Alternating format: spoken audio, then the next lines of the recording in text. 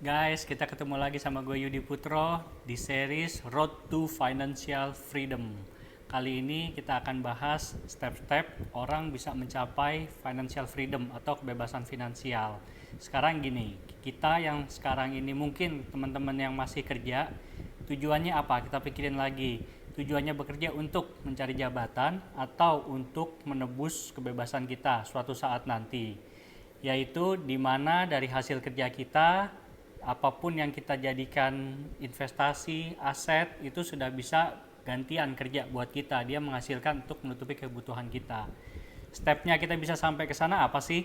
Sekarang gini, kita bekerja mungkin yang baru lulus kuliah, baru-baru mulai kerja, beberapa 5-10 tahun kerja. Kita kan kerja, terus kita mau beli rumah, beli apartemen, beli aset, mobil atau lainnya. Awalnya mungkin kita mempunyai hutang. Ini pengalaman pribadi ya, punya hutang KPR. Nah, stepnya menuju financial freedom, step yang paling dasar adalah tidak punya hutang. Yaitu step pertama, melunasi semua hutang dari hasil kerja tadi. Itu step yang pertama.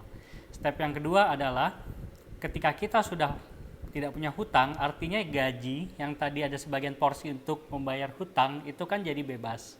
Itu jangan dipakai untuk meningkatkan gaya hidup, tapi dipakai untuk pertama untuk dana cadangan.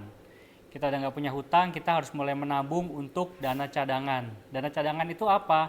Yaitu dana yang suatu saat nih, misalnya tiba-tiba kita kena PHK atau perusahaan kita tutup atau whatever lah sebabnya, kita tuh tiba-tiba nggak kerja, nggak punya income, itu dana tuh yang bisa cover kehidupan kita untuk beberapa bulan lah ke depan. Dana cadangan itu berapa? Lo hitungnya gini, misalnya kebutuhan hidup lo, pokok 1 bulan itu berapa? Misalnya 5 juta, kali aja 6 bulan, berarti lo perlu 30 juta. Atau kali setahun, lebih ekstrim lagi, 5 juta kali 12 berarti lo perlu 60 juta. Itu kurang lebih dana cadangan.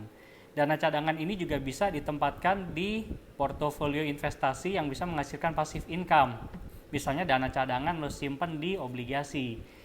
Lo punya dana cadangan sekaligus dari obligasi lo bisa kuponnya lo dapat passive income. Ini salah satu strateginya. Oke, lanjut. Bebas hutang, punya tabungan dana cadangan. Nah, kalau udah dana cadangan lo punya, step selanjutnya apa? Dari penghasilan lo itu yang udah ada lebihnya tadinya buat dana cadangan, plus kita kan kadang kerja dapat bonus, dapat THR, itu mulai dibeliin aset yang memberikan passive income. Misalnya properti untuk disewakan, atau obligasi, atau lo beliin saham, atau lo beliin reksadana. Seperti itulah kurang lebih. Nah, kalau udah sampai step ini, tinggal dikumpulin nih, diperbesar nih akumulasi asetnya sampai aset-aset ini bisa passive income-nya memenuhi kebutuhan dasar kita, kebutuhan dasar lu per bulan atau per tahun. Ini adalah step yang selanjutnya.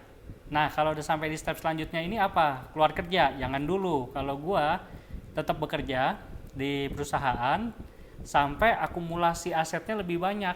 Jadi akumulasi aset itu tidak hanya bisa mendanai kebutuhan kita, cuman tapi juga bisa mendanai keinginan kita. Apa itu keinginan? Misalnya liburan, luxury, barang-barang yang bagus, seperti itu. Mendanai kemewahan kita juga lah.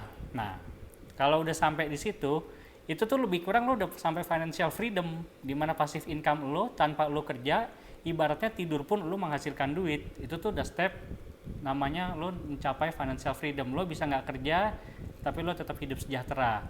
Ini nih konsepnya kurang lebih dan tahapan-tahapannya seperti ini. Untuk lebih detailnya kita akan ketemu lagi di sesi yang selanjutnya. Thank you for watching guys. See you.